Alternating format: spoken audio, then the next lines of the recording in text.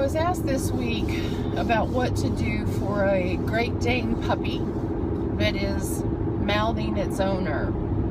And this is a little more than just the nipping from a puppy. It's an 8-month-old Great Dane.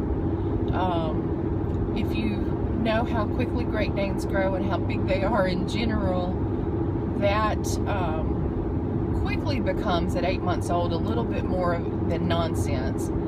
And what I think this particular owner is seeing is the dog providing a very early warning that says, I'm frustrated, I don't like this, and I need you, human, to stop what you're doing. So if you think about any dog for that matter, that comes with the muzzle, puts on your arm, even though it's ever so gentle, and just pauses there and looks up at you with those eyes that says, I'm not happy about this. That, my friends, is a warning to you. And so when we say something to the effect of, he's not biting, he really kind of is, right? He really kind of, teeth on skin, snapping, any of that kind of stuff is a type of bite, if you will. It's certainly a warning of the potential for things to escalate in a much bigger way in the future if the root of that dog's frustration is not addressed. So, how do you fix it? Well, the first answer is regain your leadership. You guys hear me talk about structure, leadership, rules, discipline, boundaries all of the time. It has absolutely nothing to do with me being a dominant, gruff, sort of attitudinal owner of the dog. It has everything to do with me saying, this is the way our life together is going to be. And when I tell you to sit, you're going to sit. When I call you to come, you need to show up. When I'm controlling the resources of food, you're going to behave. You're not going to jump on my gas. You're not going to be overly excited to get out of your crate. We're not having zoomies in the house. Playtime happens outside. It's all about setting the rules and boundaries for how everyday life is going to go. And while obedience is a key place for structure, and have that dog working and thinking, and you be able to give him a clear expectation of what you want him to do in that moment, it's less about sit stays and down stays than it is energy and balance and expectations for your dog's overall behavior. So build that foundation first, and then let's then start making some corrections for inappropriate, unwanted behavior from your dog. So you got to look at it this way. If the dog is frustrated, why?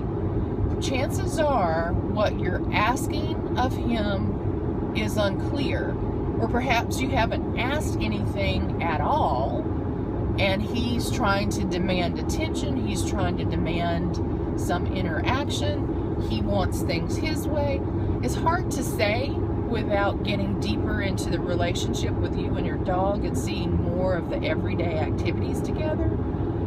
But again, generally speaking, these issues come from lack of clarity, lack of expectations, lack of trust, lack of leadership.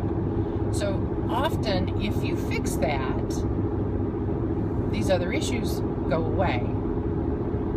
But what I want you to also consider is if it continues during this time of teaching, you're going to have to say no to your dog. You're going to have to disagree with that behavior and tell him it's no longer tolerated. I won't let you put teeth on skin, and I won't let you behave this way. How do we do that? It might be as simple as a pet convincer. First of all, it might be as simple as saying no to your dog. It might be a pet convincer where from behind behind your back, you spritz a canister of air Pet convincers are little tiny cartridges of CO2 canned air. It's cold, it's loud, not terribly loud, not like a horn or anything, but it's a big psh of air. Most dogs react to it and are like, holy crap, what was that? And they stop. And if that happens consistently every time they perform a behavior and that deterrent shows up, we start to eliminate the behavior. For some dogs, it may take a stronger type of correction. It might take moving to leash and collar correction. It might take an e-collar correction. Don't start jumping into e-collars until you have more guidance and more information on that. But there are safe, effective ways to use these tools. So my point is, you need to nip this in the bud, literally, very quickly. And the most important piece of resolution is structure and leadership, and the relationship of trust between you and your dog, and very clear expectations on what you expect from him and what will and will not be tolerated in his behavior. This is one of those areas that I say you probably need a deep dive into your specific situation. Sometimes that can be addressed easily through a consultation, maybe even a phone consultation. And in some cases, you're maybe going to need more one-on-one training before this becomes a more aggressive type behavior. So let us know if you have any questions. We're happy to try and give guidance, but know that when we start seeing this type of issue is when we start suggesting that it may be more than a blog or a video or simple Q&A can address for you. So good luck and have a great day.